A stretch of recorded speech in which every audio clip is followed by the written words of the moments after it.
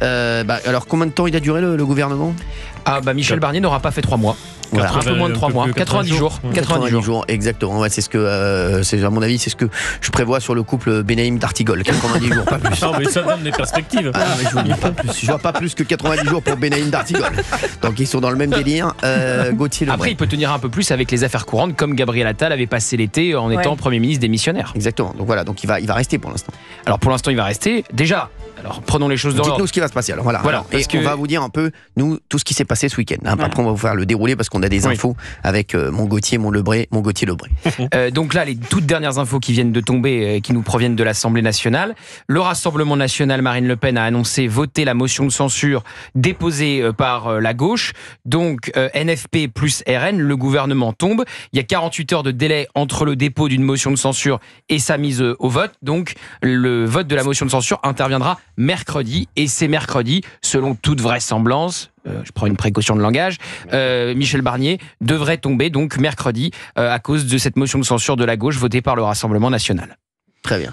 Alors, ça c'est pour les dernières on va infos. dire tout ce qui s'est passé et ce qui a fait que ça a tourné. Voilà. Parce que moi, des infos que j'avais, sachez-le, vendredi, c'était pas encore joué.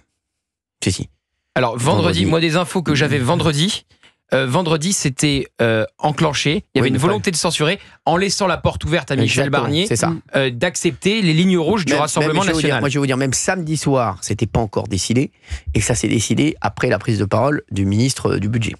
Alors, Laurent Saint-Martin a dit dans les colonnes du Parisien que les négociations s'arrêtaient et qu'il n'y aurait plus de lignes rouges acceptées. Ça a été complètement, en plus, démenti par Michel Barnier aujourd'hui, puisqu'il a reculé sur les médicaments. Il a accepté de ne pas dérembourser certains médicaments. Donc il a désavoué Laurent Saint-Martin, mais ça ne suffira pas à éviter la censure. Mais oui, la sortie de Laurent Saint-Martin a tout accéléré, même si depuis plusieurs jours, il y avait la volonté de Marine Le Pen et de Jordan Bardella de censurer Michel Barnier. Alors il y a eu plusieurs points aussi.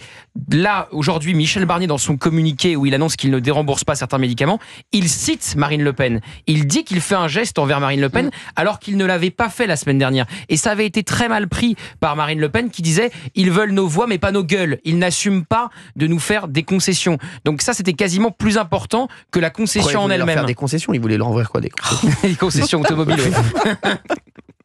là, il va avoir le temps de faire le tour. Est-ce que malgré tout, moi je pose une question un peu... Alors attendez, parce que chacun aura une question à poser. Valérie Benaïm va démarrer, voilà, la dame au foulard, comme on l'appelle, dans les couloirs d'Europe 1.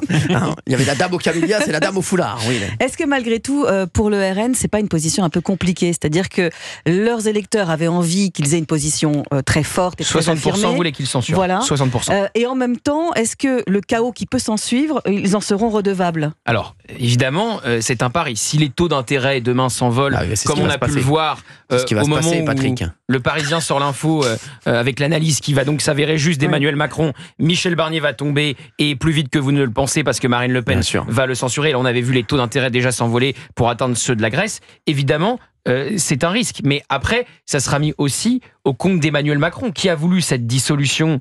D'ailleurs, intéressant, je note, en 1962, dernière fois qu'un gouvernement a été censuré, il n'y a eu qu'un précédent, celui de Georges Pompidou. Il est censuré en 62. Que fait le général de Gaulle? Il dissout ensuite l'Assemblée nationale.